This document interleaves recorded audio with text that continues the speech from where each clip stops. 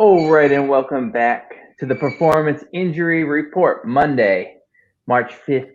And I'm joined as always by Dr. Mark. What's going on, Mark? What's up, Nick? How's it going? Happy St. Patty's Day coming up this Wednesday. Couple days. Let's say the Ides of March. Beware the Ides of March. We got a lot of stuff going on. We set the clocks forward. We sprung forward. So we lost an hour of sleep, but we're going to gain an hour of sunlight. That's always good. Spring starts next weekend. We are close. We are so close to some nice weather, even though it doesn't feel like it out there today. I think there's some snow in the forecast for later this week, but that's fine. We don't have to worry about that until we get later in the week. Yeah, we'll worry about that later. We got a lot of fun stuff going on. We got March Madness starting this week. We got NFL free agency just opened like an hour ago. I'm going to be looking at Twitter while we're doing this to see if there's any big news that we can drop on here and we can talk about, because I know we're going to talk about some contracts that have already happened and whatnot. Remember, if you guys are watching out there and you have questions about your favorite player on your fantasy squad, maybe a player that your team's looking at in free agency, you want to get some knowledge before the NCAA tournament starts up, you got to put your questions down in the comments for Dr. Mark and I to answer. Even if you just want to say hi, let us know that you're watching, that you're out there. We'll give you a shout out. But without further ado, we're going to jump into some of the injury news that we have coming up. So let's start with one of the big ones. Any fantasy basketball guys are out there? It's after the All-Star break now. So these injuries, they mean more, because these are the ones that could linger going into the playoffs. I feel like this guy is a repeat offender, we'll call him. He always seems to get dinged up, especially later in the season. Early in his career, I know he had a few surgeries. He's a big guy, so that tends to happen. But we're talking about center Joel Embiid. He's got a bone bruise on his knee. Mark, what does this mean for the Sixers, for people's fantasy teams? And, is this something that's going to linger on? Is this something that just some rest should do him good? Or is this something that is going to, bother him down the stretch? So I think initially, good news, because they were initially concerned that it might be an ACL or some type of MCL injury. With where he was having pain in the way that the injury happened. So all the imaging MRIs came back negative.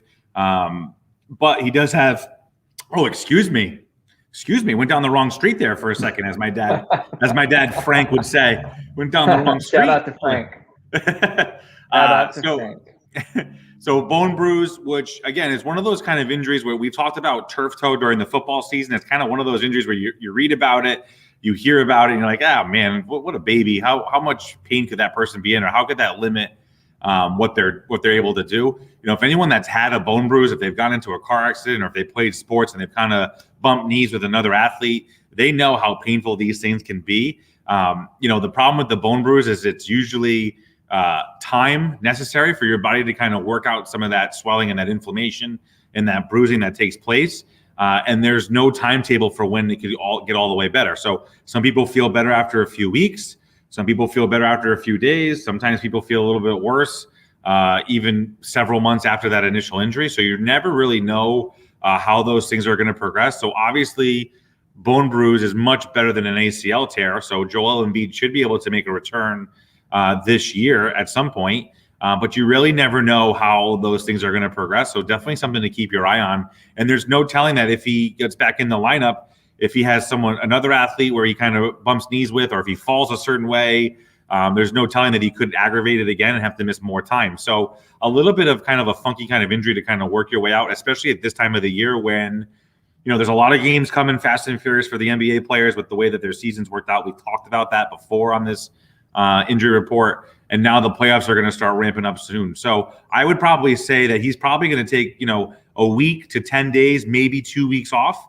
That way they have some of that time in the schedule to get him as close to 100% as they can.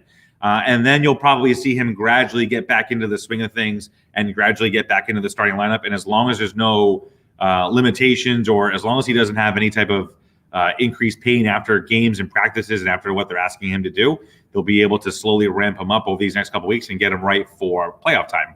So, yeah, I know he's going to be a big piece of the puzzle for both the Sixers and people who have him in fantasy. So it'll be good to see that he will hopefully be back down the stretch. I don't know if you saw, Mark, but while we were talking, the Patriots signed tight end Jonnu Smith to a 4-year, $50 million contract. I know we've talked about him on the injury report. He missed some time, toward down the stretch last season dealing with the knee injury, but, had to rest the game, would come back and put up numbers. Touchdown machine. Good to see the Pats making some moves in free agency. I'll be adding stuff like this all show as I see it come up, especially if it involves the Patriots. So let's talk about some other free agency, or not quite free agency, but quarterback Dak Prescott signed a deal last week, big money deal. He had that Gordon, we said in the pre-show, Gordon Hayward-like injury last season. Do you think that injury is going to come back to haunt the Cowboys, or is this, are they going to regret this contract, or should it not really hinder what Dak Prescott can do out there on the field? Yeah, so I've seen kind of some of the same reports out, people being a little bit anxious about that injury. And, I know locally, if you listen to sports talk radio locally, everyone wants every quarterback from every team. And, I remember hearing some conversations where people were a little nervous about Dak Prescott because of that injury he suffered last year and how it's going to affect his long-term career in the NFL. I personally think that he should be fine. I think that you might see, similar to when guys tear their ACLs and they come back from an ACL tear, you can kind of see like mentally on the field, they might look a little timid, especially, in the pocket when there's a lot of guys at their feet, a lot of like defensive linemen or offensive linemen at their feet. They get a little jittery sometimes.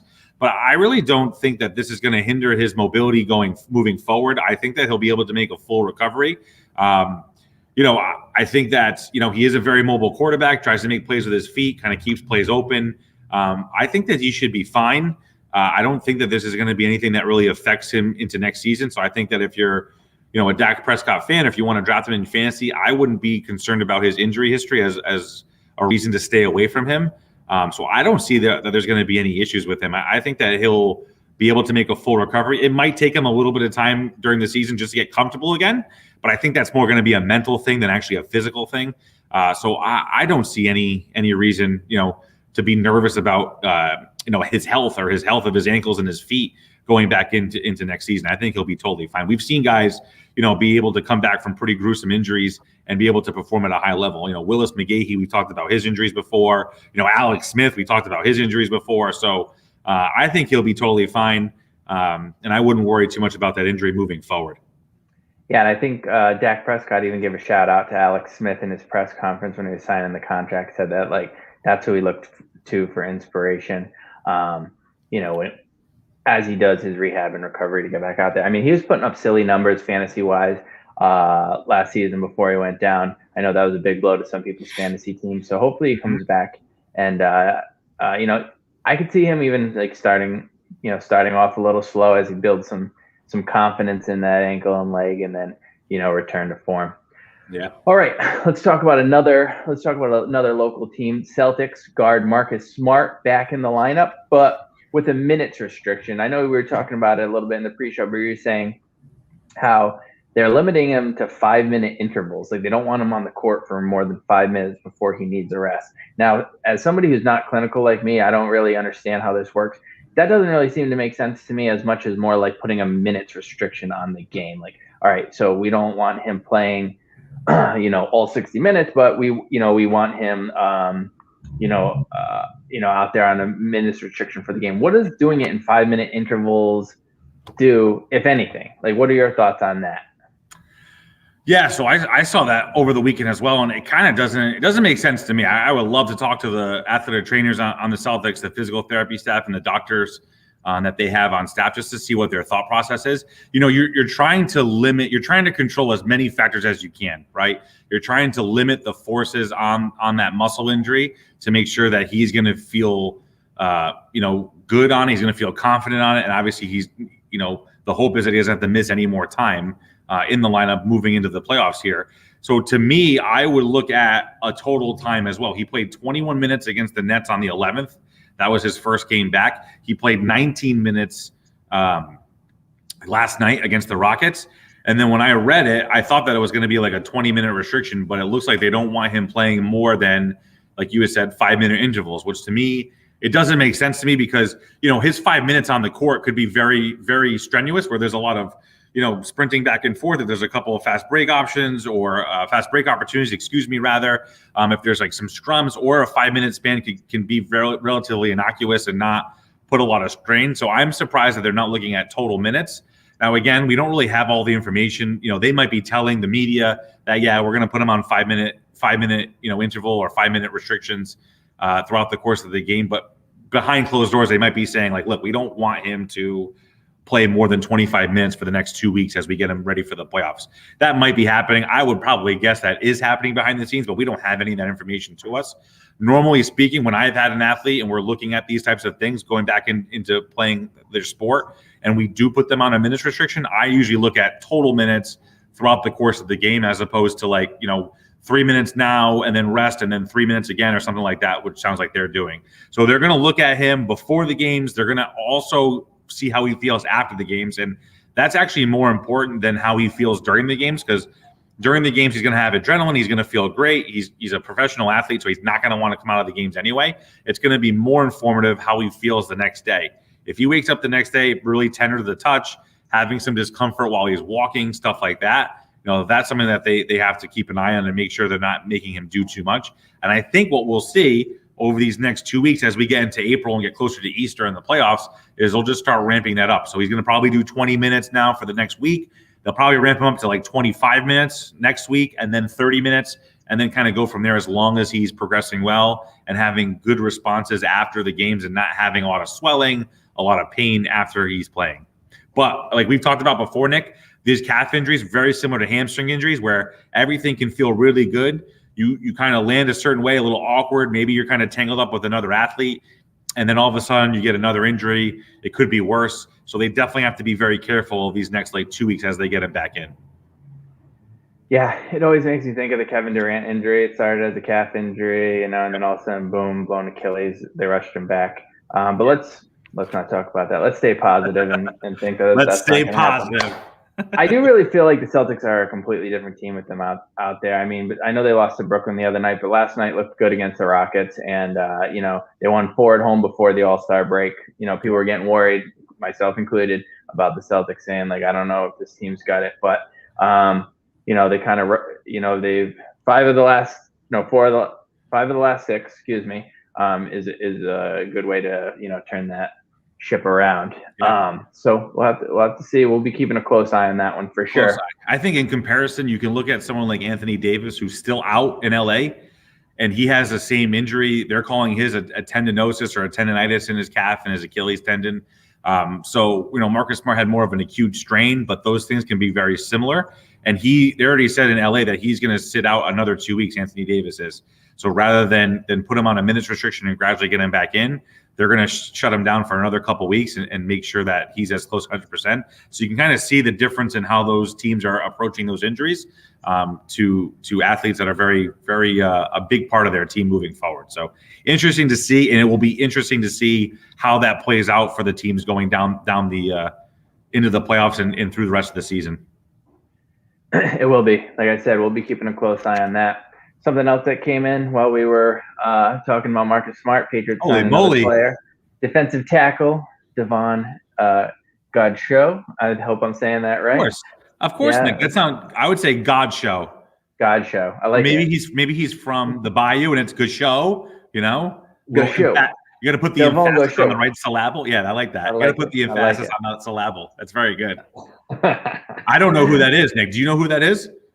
I think he's from the Dolphins. Nice. Yeah. So you know what? The Patriots had $65 million in cap space, so it's good to see them spending here early. Let's hope they make a couple more splashes.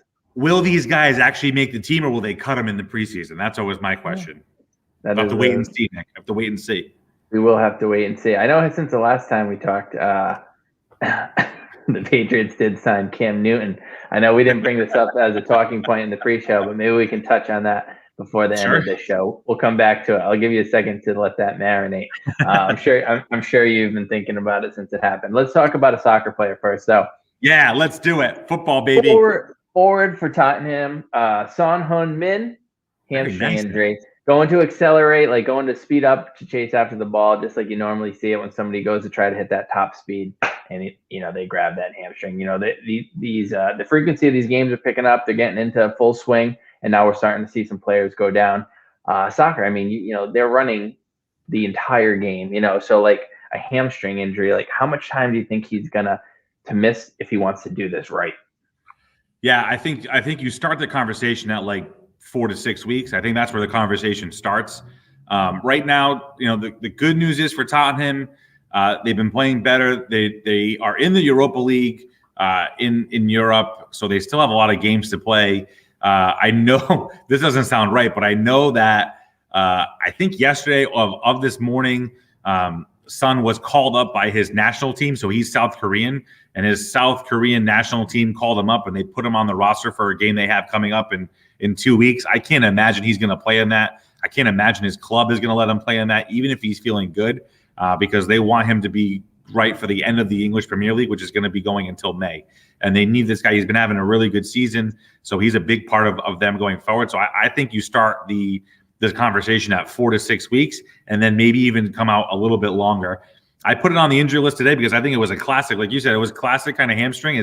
As he was trying to go into acceleration and go to the top speed, you could just kind of see he took a stride and felt that hamstring go, and then had to kind of pull up lane, and he knew right away what was going on. And I think that's classic. So if you're an athlete or trainer, a physical therapist, you're into like sports injuries like I am, it was kind of a way to geek out, like, oh, that was classic hamstring injury right there.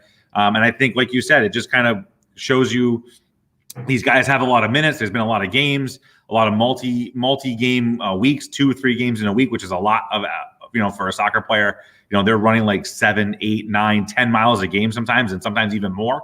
And a lot of it's going to be sprinting. So I think it just shows you, even at the elite athlete level, if they're not managing that workload right, these types of things will happen. I think we'll probably see a lot more soccer athletes in the next like 2 or 3 weeks start to go down again with some of these muscle injuries as the games again start to pile up. And I think it's important to note, we have a World Cup coming up next winter. We got a European tournament coming up this summer, hopefully, if everything goes right. So a lot more soccer to play for a lot of these athletes. So, we might start seeing a lot more of these non-contact muscle injuries moving forward. So just something to keep your eye out on.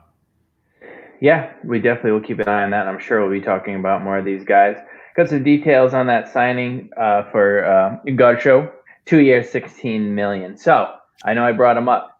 Cam Newton, is he the starter for the Pats in 2021? It is once again an incentive-laden deal, which means I think cap hit, it's something like $3.5 to $5 million in cap hit. It's close to the lowest in the league for a quarterback. Free agency, the draft, we got a lot of stuff left to go.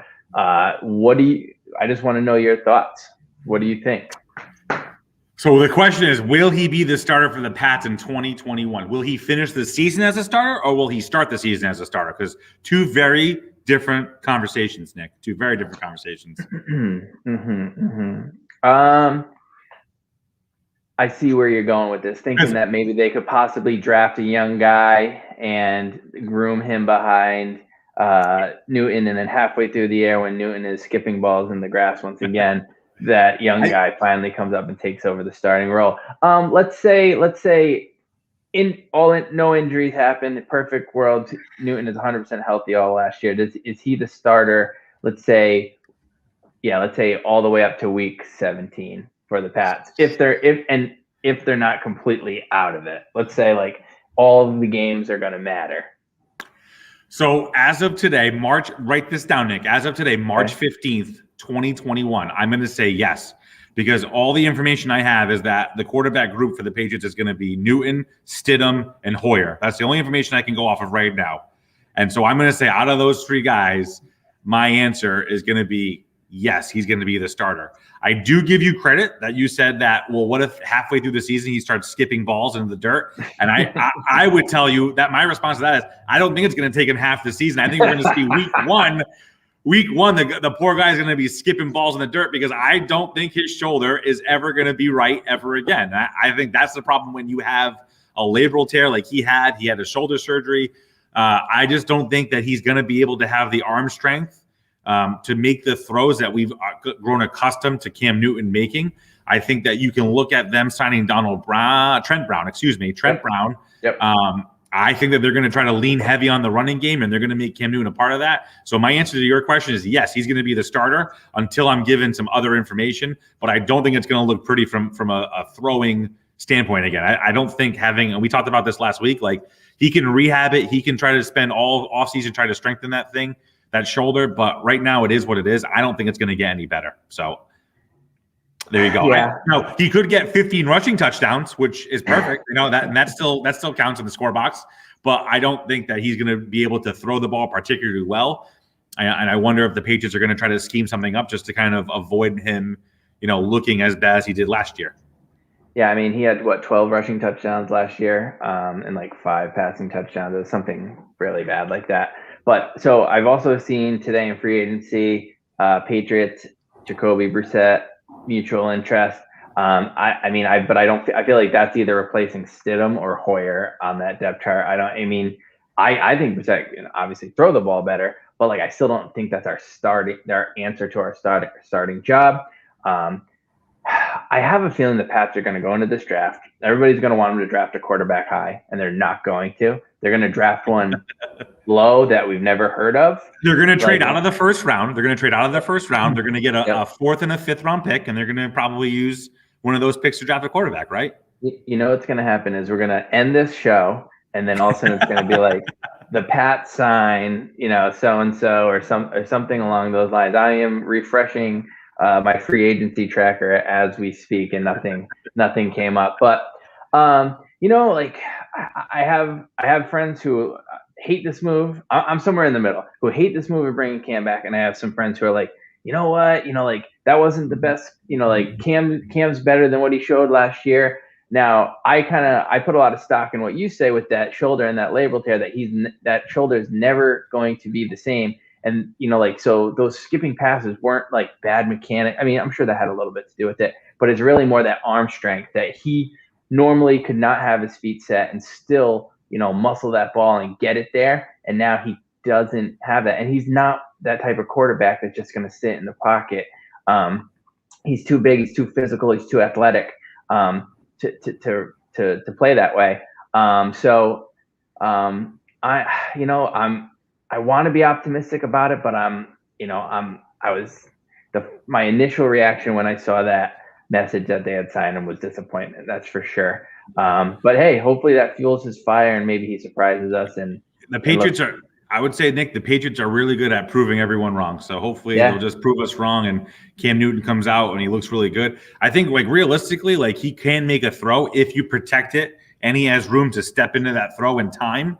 But realistically, in a football game, how often does the quarterback have a perfect pocket and plenty of time and room to step into every throw? It just doesn't happen, right? So there's plenty of times where you have to throw off your back foot or you have to do something funky. You have to do like a Patrick Mahomes, who's like the craziest, most athletic quarterback I've ever seen throwing all different types of positions and stuff like that and still getting accuracy and strength behind the throws. Cam Newton, like you said, he doesn't have the arm strength. He's not going to be able to do that. So the pocket is going to have to be very perfect for him. He's going to have room to step up. And even when all that stuff goes right, he still might have trouble with his accuracy. And as we saw last year. So, I think we're all hoping for the best, but, expecting the worst, I think, fingers crossed.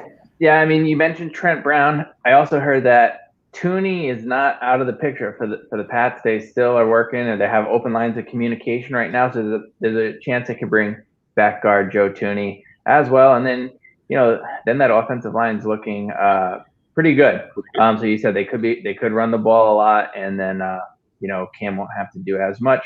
Hopefully they can shore up that defense a little bit more too. We're getting a couple people back who opted out of last season from COVID protocol and whatnot. So the Pats, I think so far today, 2 signings in free agency, off to a good start. Let's hope they make a little bit bigger of a splash, and we'll talk about any of those guys next week. Remember, guys, if you have any questions about any players that you're concerned about, they're on your fantasy squad, they're on your favorite team, they're out there in free agency, you want to know what the deal is, you got to put it in the comments below. Even if you can't join us live, put them in the comments even after the fact. I check them every time, and Dr. Mark and I can talk about it next week. Mark, that's all I have for you today. Remember out there, if you want us to talk about your favorite players, you got to put it down below. let us know you're here. Let us know you're watching. And we will see you back here next Monday. Mark, thanks for joining us. Thank you very much for having me. Everyone have a good week. Peace. Peace. Be happy, healthy, safe.